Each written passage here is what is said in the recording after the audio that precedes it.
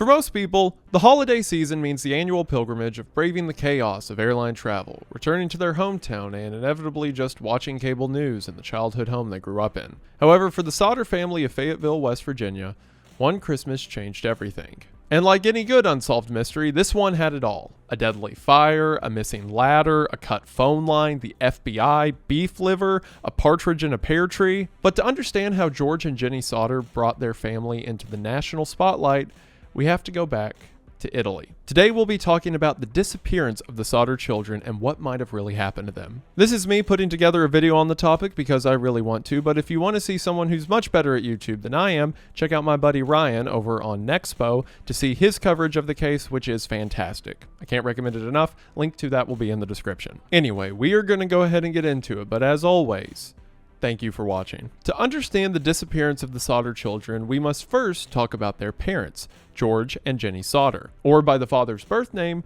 Giorgio Soddu. Giorgio was born in Tulla, Sardinia in 1895. He immigrated to the United States in 1908 when he was 13 years old, and like most European immigrants who came through Ellis Island, he Americanized his name and thus began a new chapter as George Sodder. Now, George originally came with an older brother, but he soon returned to Italy, leaving George by himself in America. The young teen found work in Pennsylvania, delivering water and supplies to railroad workers, and after a few years, George relocated to Smithers, West Virginia, where he worked as a coal miner by day and a taxicab driver at night. George would later meet his future wife, Jenny, or as she was known at the time, Janu Kipriani, whose father was the owner of a local store called The Music Box. Similar to George, Jenny had also come to America from Italy and had also Americanized her name to just Jenny. The two married and had 10 children between 1923 and 1943. That is a newborn every 2 years for 20 years. God bless them. And as mentioned earlier, they lived in Fayetteville, West Virginia, which during this time saw a boom in Italian immigrants due to the emerging coal industry. The 10 children, from oldest to youngest, were raised in a 2-story home, excluding the basement. The 10 children's names, as well as their age at the time of the disappearance, are as follows: John 23, Joe 22, Marion 19, George Jr. 16, Maurice 14, Martha 12, Louis 10, Jenny 8, Betty 5, and Sylvia 2. This family of a dozen lived in a 2-story home plus a basement in Fayetteville, West Virginia, and for a while, life seemed great. George was a smart and ambitious man, so naturally he moved up in the world, and eventually he and his older sons ran their own trucking company that hauled dirt for construction and later freight and coal. People who knew the Sodders considered them as, quote, one of the most respected middle-class families around. George was known for his outspoken beliefs on business, politics, and current events, and especially voiced his disdain for Benito Mussolini, the Italian dictator and leader of Italy's fascist party. Occasionally, George would get into heated arguments with members of Fayetteville's Italian community, a community that was having a particularly rough time in the United States during World War II, since Italy was allied with Germany throughout the war. Well, in 1945, the holiday season marked an important one for many Americans. After all, it was the first Christmas after the war had ended. George and Jenny celebrated Christmas Eve with 9 of their 10 children, as their second oldest, Joe, was away in the army. Spirits were high as Marion brought toys for her younger siblings from her job at a local dime store. George Sr., along with the 2 oldest sons, John and George Jr., went to bed after a long day of work, while the younger children, Maurice, Martha, Louis, Jenny, and Betty, begged their mother to stay up past their bedtime. Jenny agreed and took the youngest, Sylvia, with her to bed, as the 2-year-old slept in the same room as her and George. Jenny was woken up after midnight, around 12:30 a.m., when the telephone rang from George's office downstairs. She went downstairs, answered the phone, and was greeted with a, quote, weird laugh from an unfamiliar voice, followed by the sound of clinking glasses. Turns out it was a wrong number, and Jenny accepted the woman's apology. On her way back to bed, Jenny noticed that the downstairs lights were still on, curtains open, and the front door unlocked. Marion was fast asleep on the couch, assuming the younger children went to bed in the attic where they had shared a room. Jenny locked up the house and turned off the lights before returning to bed. About a half hour into her dozing off, so around 1 in the morning now, Jenny was woken up again, but this time by the sound of a heavy object hitting the roof before rolling off. She waited for the sound to happen again, but it never did. So Jenny went back to sleep. Another half hour later, again around 1:30 a.m., Jenny woke up for the third time. This time, due to the smell of smoke. A fire had broken out in George's office, and as the flames spread quickly, Jenny shouted for her husband. The couple quickly got out of bed and was able to get John, George Jr., Marion, and Sylvia out of the house to safety. George went back inside the house, breaking a window and cutting his arm in the process. He was going back in to rescue his other 5 children who were still in the house. However, flames had engulfed the only staircase and were soon spreading throughout the house. George sprinted back outside, hoping the remaining children escaped through the attic bedroom window, but they were, presumably, still inside. The family's ladder, which they usually kept propped up against the house for such an occasion, was nowhere to be found. So with no ladder, George had an idea. Use one of his 2 coal trucks and park it under the window so that he could climb into the house. Unfortunately, neither truck would start, which was extremely suspicious since both trucks had worked perfectly the previous day. Next, in desperation, George decided to scoop water from his rain barrel to combat the fire, but found the water frozen solid. At every step of the way, it seems factors out of his control kept him from saving his kids. Marion ran over to the neighbor's house to call the Fayetteville Fire Department, but was unable to get any response from the operator. Another neighbor who had driven past the blaze attempted to call for help from a nearby tavern, but they too were unable to get a hold of the operator. Eventually, that neighbor drove into town and tracked down the fire chief, F.J. Morris, and alerted him that the Sodder family house was burning down with the children still inside. Because of this, help wouldn't come for another 7 hours. When a fire truck did arrive at the Sodder residence, it was 8 in the morning, and by then, the house was nothing more than a pile of ash. According to the fire department, the reason for such a lengthy delay was due to their, quote, phone tree system. Or in other words, a system where an operator has to rouse a firefighter and then phone another firefighter and then phone another one by one. So then everyone has to get individually alerted, make their way to the firehouse, and then they can go to the fire. Add to that the fact that the fire department itself was pretty low on manpower. Again, it was still wartime, so a lot of the able-bodied men were still in the military, and it was the holiday season. Also, the head-scratching statement from Morris that he had to, quote, wait for a qualified driver to surface because he couldn't drive the station's fire truck himself. Because of that, according to the fire department, very little could be done to help the Sodder family. Because of the delay, both George and Jenny had to assume the worst, that their 5 children had been lost to the fire. However, an informal search around 10 in the morning found no skeletal remains. Moore suggested that maybe the blaze was so hot the remains were completely cremated. But even bones are still present in the cremation process. Not to be too graphic, but you clicked on the video. Usually bones require hours at a temperature of 1400 to 1600 degrees Fahrenheit, but even then some bone fragments remain, and those are then processed in a cremulator, in which they are mechanically crushed into finer pieces of ash. What we know is that the Sodder fire did not reach the temperature range needed for cremation, and the blaze itself lasted under an hour. Even some household appliances found in the basement were recognizable, things that should have burnt way before a skeleton. A typical house fire, factoring in variables such as materials used, can reach between 1100 to 1400 degrees Fahrenheit. Again, neither hot enough nor long enough to completely cremate the children's skeletons.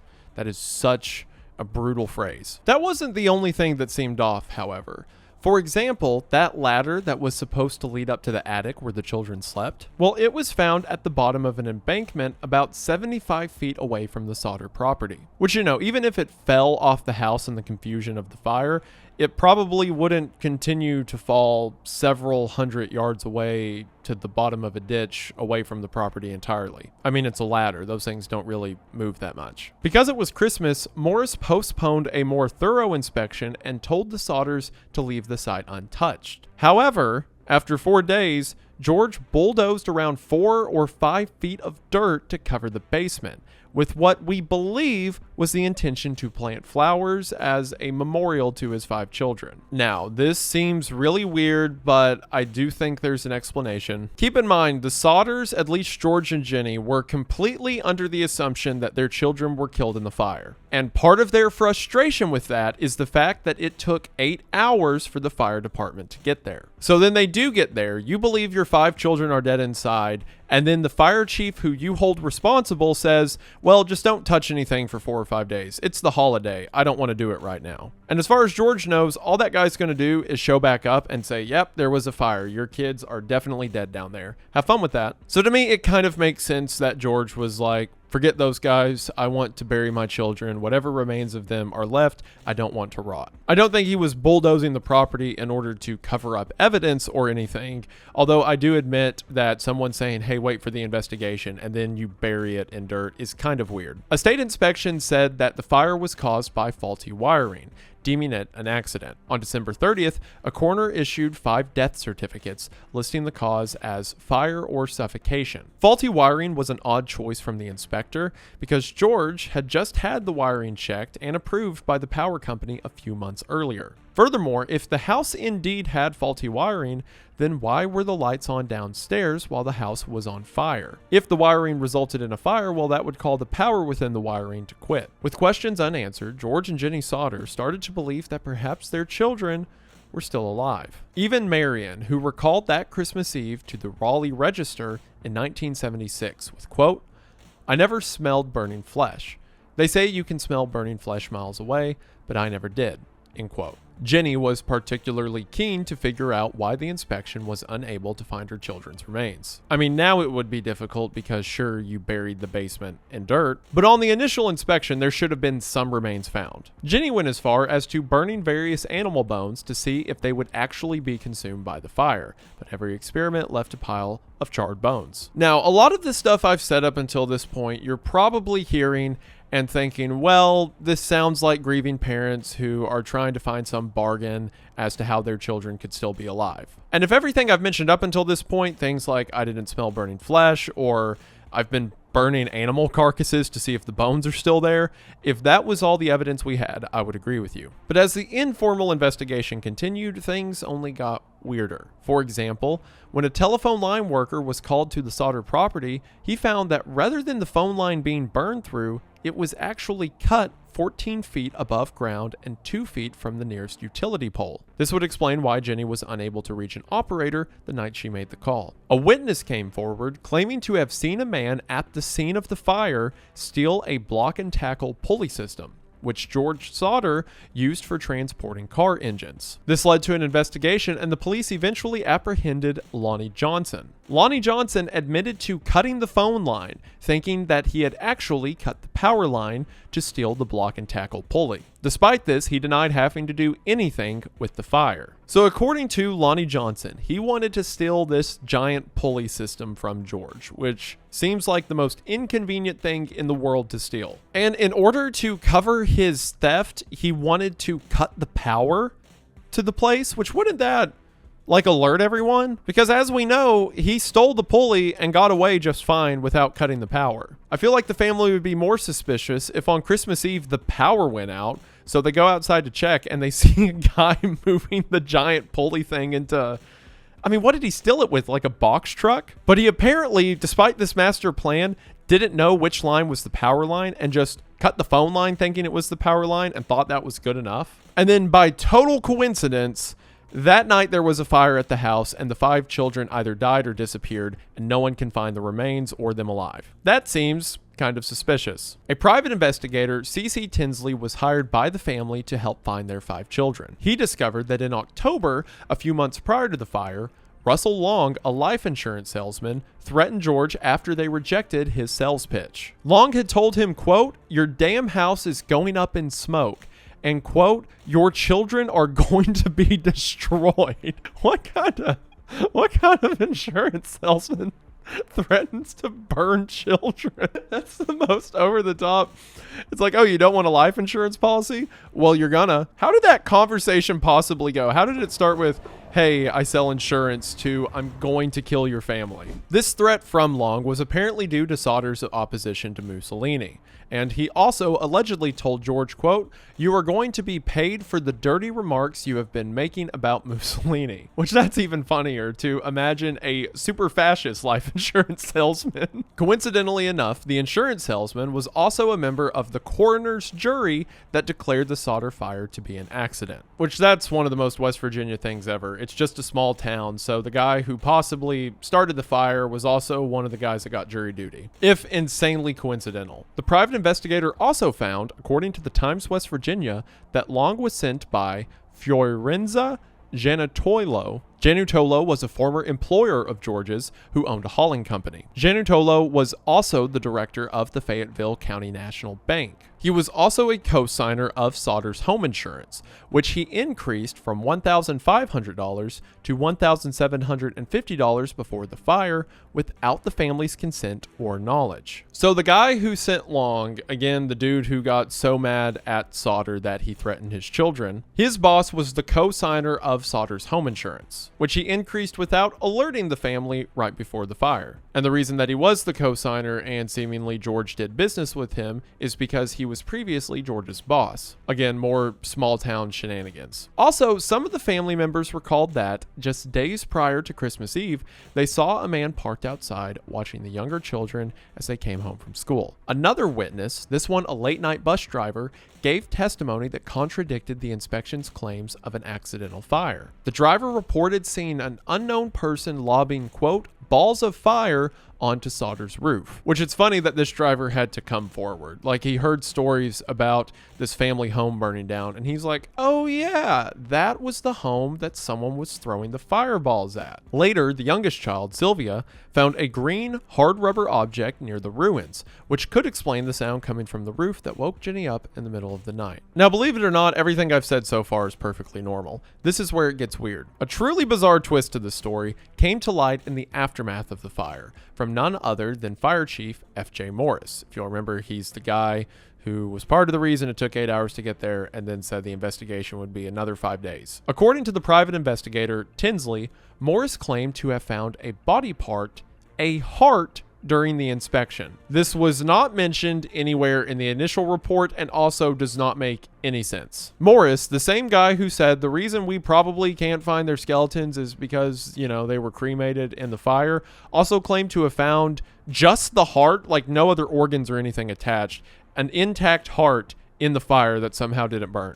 To make it even weirder, Morris said that he buried the heart in a box at the site at the time of the fire, and wanting to confirm this for themselves, George and Tinsley asked Morris to dig up the box. So George, the private investigator Tinsley, and Morris, the fire chief who found a heart in the rubble, didn't tell anyone, put it in a box and buried it there, takes the two men back to the site. And guess what? He actually did bury a box with what he claims to be a heart inside of it. So George and Tinsley take that box to a funeral home to have it inspected, and it was concluded that it wasn't a heart, but was instead beef liver.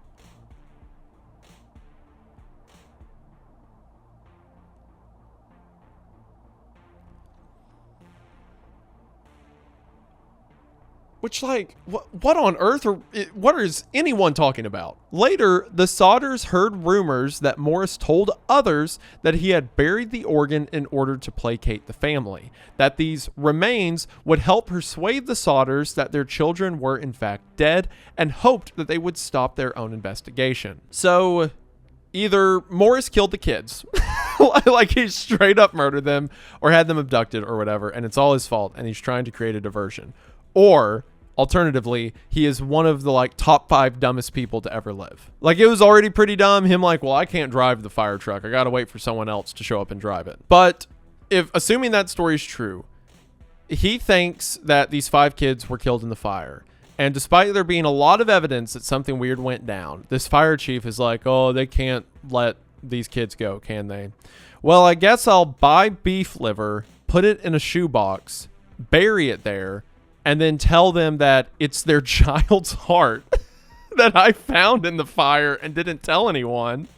And what? And then they'll find the beef liver, which I'll tell them is a heart, and they won't check. And that will convince them that their kids are dead and not that I am clinically insane. Alternatively, Morris absolutely knew something nefarious happened to the kids, and this was what he came up with in 8 seconds. Because even if you want to come up with something well, maybe there was beef liver in the house before the fire, it would have burned up. It would have burned up along with everything else. Also, if I was George at this point, I would go postal. Because the fire chief showed up 8 hours late to the fire, which even if they couldn't have saved the kids, it would have helped if, they tried a little bit.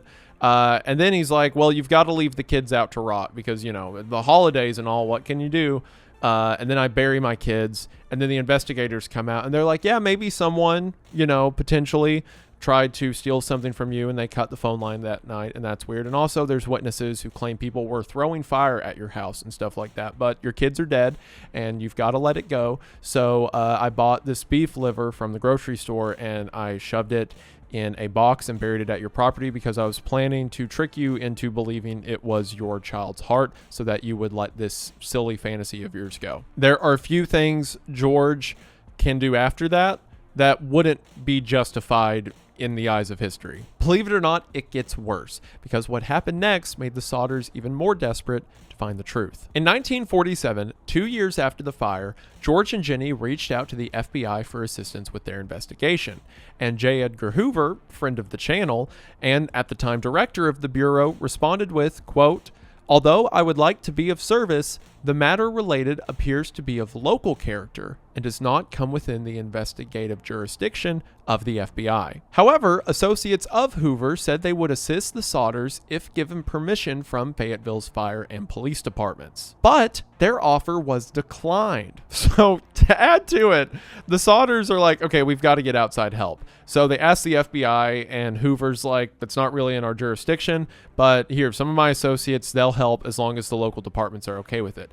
And the local departments, keep in mind, the same people who planted a beef liver at the side of the fire are like, no, we've got this covered, FBI. At this point, even if the 5 children did die in the fire, the local police and fire department should still absolutely be charged with something. I don't know what, but we need to make up a law for it. Frustrated, the Sodders made it their goal to lead the investigation themselves, and George often traveled the country following up on leads. George's leading theory was that the fire was a distraction, an act of arson used by the Italian mafia for cover while they kidnapped the 5 younger children as revenge for the father's outspoken criticisms of Mussolini. Another theory was that the children were embroiled in a human trafficking scheme. These theories were bolstered by alleged sightings over the years, which I know the Italian mob thing would seem kind of out of left field, but you've got to realize they were much more prevalent in the United States around this time. And also George himself being Italian and constantly getting into fights with other Italian people, and also owning a trucking company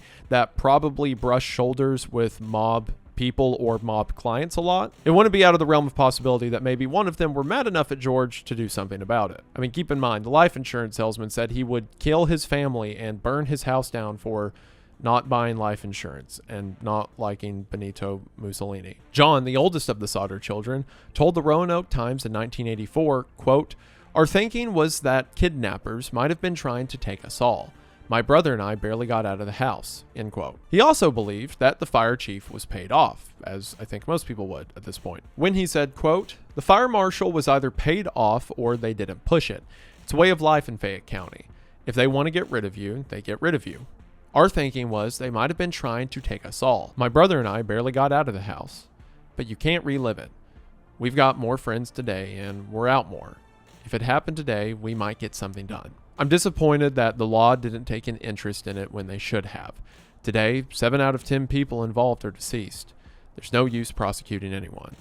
I'm not naming names, they're gone now, but I have suspicions," end quote. One day, George saw a newspaper photo of school children in New York and was convinced that one of the students was his daughter Betty.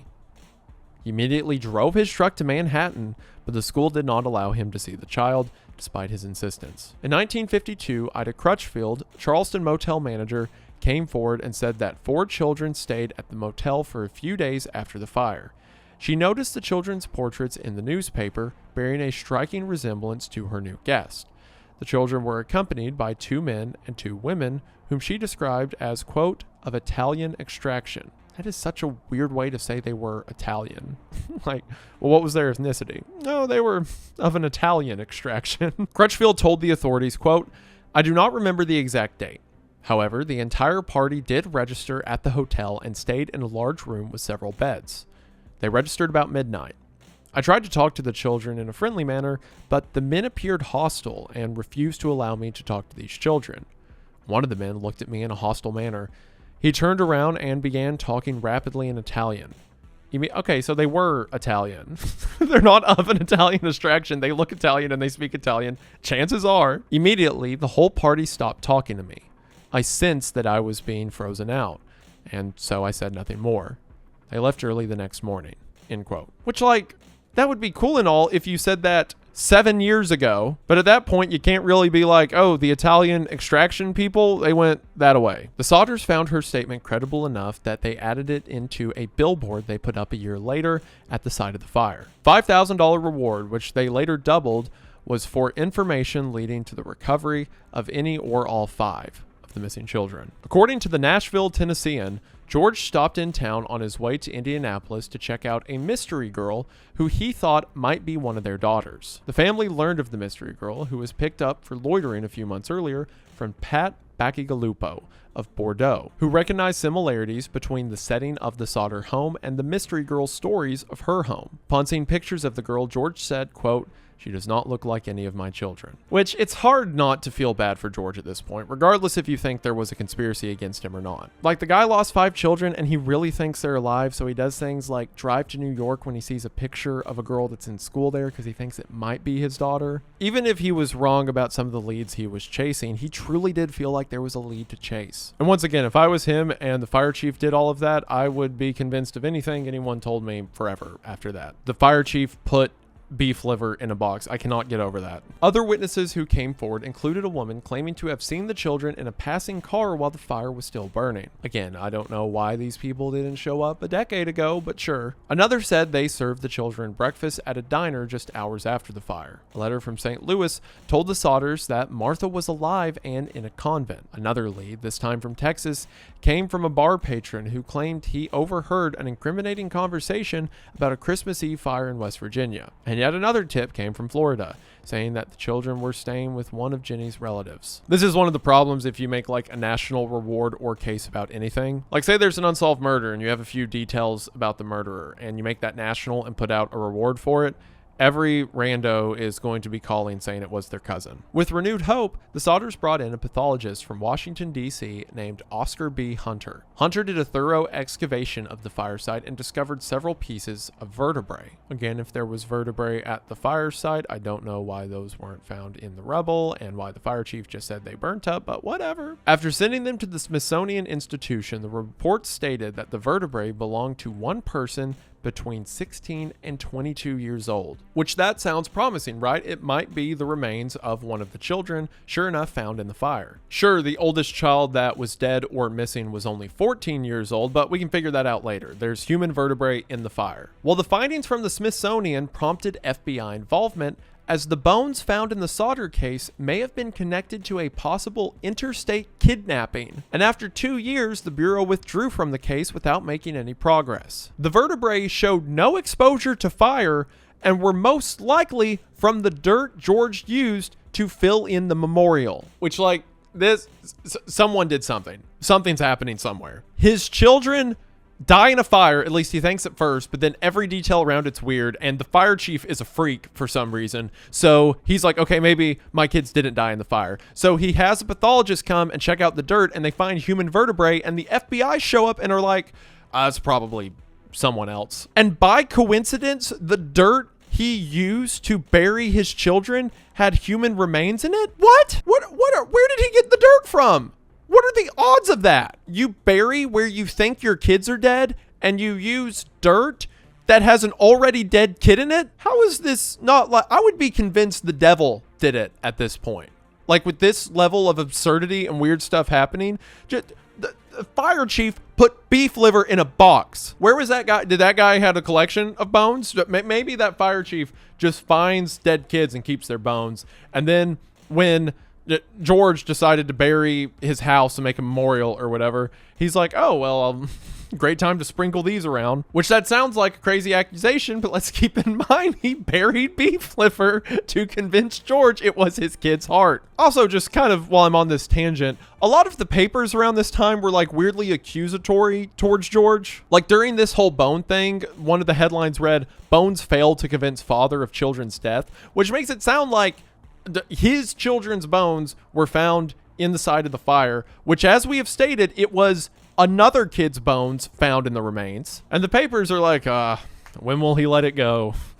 You think one child skeleton's enough for him. In 1967, the Sodders received their most convincing lead, a mailed envelope addressed to Jenny. Postmarked from Central City, Kentucky, Inside the envelope was a photograph of a man in his mid-20s who looked remarkably similar to Lewis. Dark curly hair, brown eyes, the same nose, and upward tilt on the left eyebrow. On the back of the photo was a handwritten note that read, quote, Lewis Sodder, I love brother Frankie. LLIL boys? Lil boys?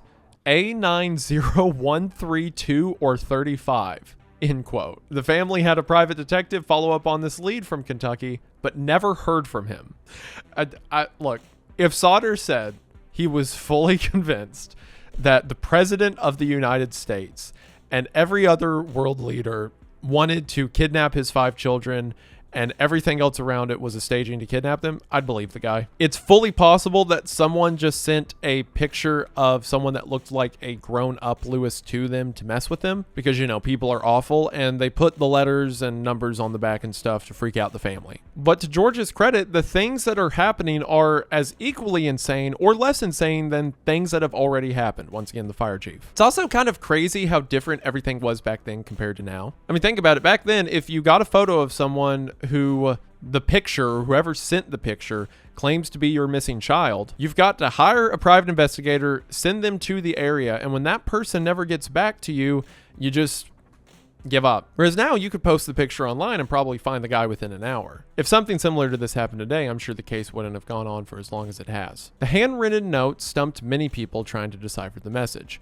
Lewis did not have a brother named Frank, but at one point during the case, the Sodders accused a man, Frank Kipriani, of kidnapping the children and raising them in Florida. So maybe whoever sent the letter simply listed Frank's name with this supposed picture of him and then wrote that they themselves loved their brother Frank, and then the weird letters and numbers and stuff, and then sent that. One of the witnesses who claimed to have seen the children on Christmas Day noticed that the car had a Florida license plate, and Frank Kipriani lived in the area where others claimed to have spotted the children. Also, the 5 digits, the A90132 or 35, could possibly refer to postal codes. For example, 90135 is an area in the city of Palermo, which is the capital of the Italian island of Sicily. Could just be a coincidence, but there weren't many explanations offered that were much better than that, possibly connecting this disappearance back to the mob. Soon after, the Sodders erected an updated version of the billboard, this time including the photograph of who they believed was their missing son. They didn't risk potentially putting their son's life in danger by posting the message or the name of the town on the envelope. There's something so heartbreaking about this sign as well.